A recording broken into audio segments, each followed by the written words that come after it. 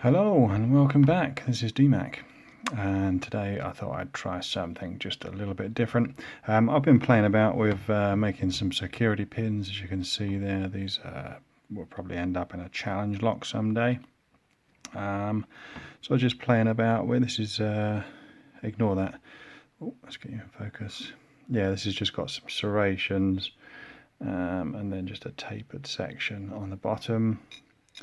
Just playing about with some of the tapered pins really. This is like a spool serrated and that's tapered on the bottom as well. That one looks like some sort of butt plug, painful sort of butt plug. We've got some serrations on the bottom there and a kind of spooled trampoline section in the middle. That one is tapered as well on the bottom with a spooled and serrated section.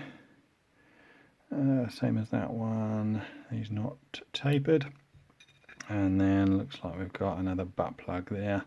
Again, that one, I think, is he tapered? I'm not sure. I think he's slightly tapered on the bottom. Not quite in focus there. Slightly tapered on the bottom, and then we've got that serration. Anyway, quite often I make my pins, I put them in a challenge lock, and then I just pick them. And then perhaps tailor them a little bit more based on how it's picked, maybe swap them over or do a few more modifications to them. But what I thought it might be fun to do is to put them in this training lock. This was one I made quite a while ago, not long after I first started picking, and this was made to a Locknoob recipe. He made an excellent video on how to make your own training lock from a Euro cylinder. I will put a link to that video down the bottom there, so go and check that out. And if you've got a hacksaw and a file, which are readily available tools, and a Euro cylinder or similar, you can go ahead and make one of these for yourself. So I highly recommend it. So what I'm going to do is I'm going to pop these pins into this cylinder here and then rig him up in the vise, and then I'll pick him, and then we can see how those pins kind of interact and how difficult or easy they are. But let me get this all set up in the vise and then I'll be back. Right, we're over at the vise, got him all secure in there, and we've got the key there, and we can see everything working as it should do,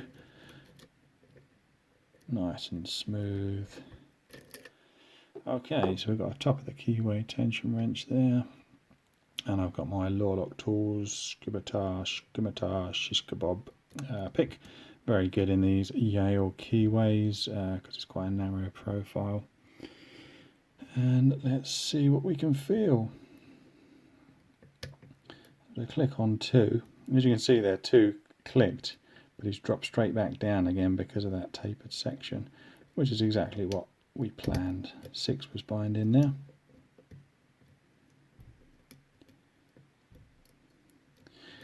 Now I'm looking at the screen as well as picking this at the same time, and just from a picker's point of view, not looking at the screen, it's difficult to feel anything binding.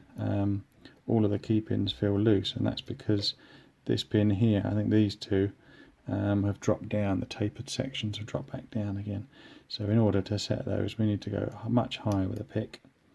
There we go, that's 2 set.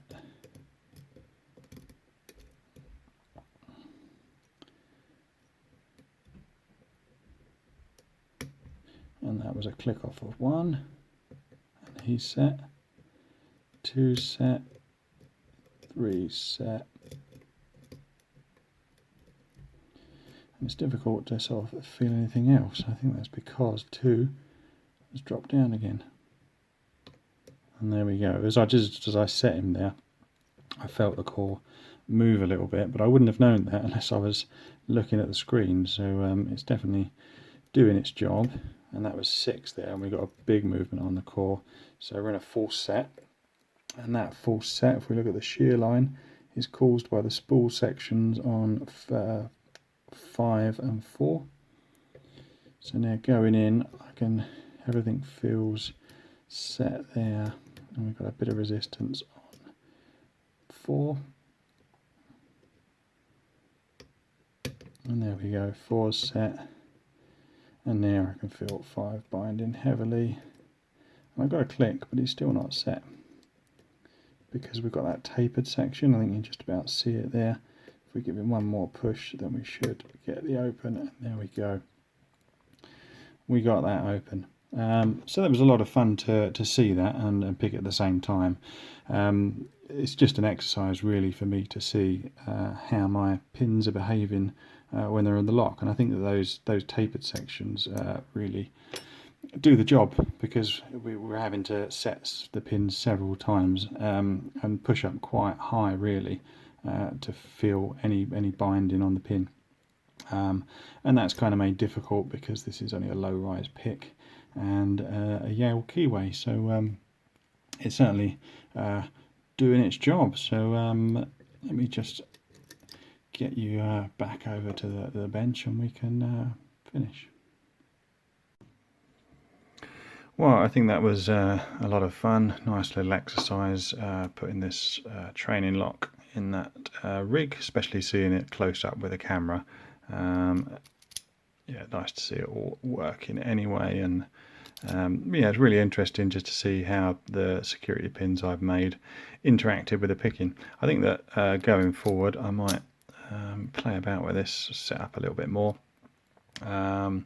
and particularly if I've made any unusual pins or something new for me, it would be a nice little rig just to see how they interact with picking. You know, it might be good as well to sort of put in the vise, just record for my own benefit, and pick the lock without looking at what I'm doing here, just getting a feel for what those pins are doing, and then perhaps re-watching the video back just to see exactly how those pins were interacting and if they were behaving as they should be. So yeah, there you go, that's my video for today.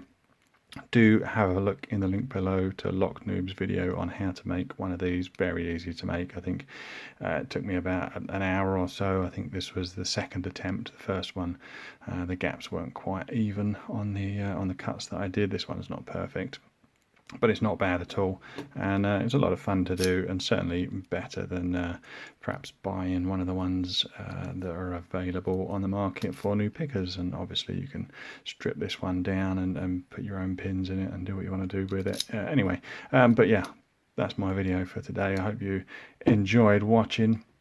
Appreciate it if you hit subscribe, and there'll be more videos like this in the future. Thanks for watching, and bye for now.